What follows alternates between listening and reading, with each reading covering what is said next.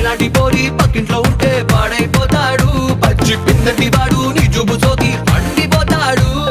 అంతో ఇంతో అందంగా ఉంటా, ఐస్కాంతాన్ని మింగేసి ఉంటా, అందరి కళ్ళు నా మీదే పడితే అరిగిపోతుందా.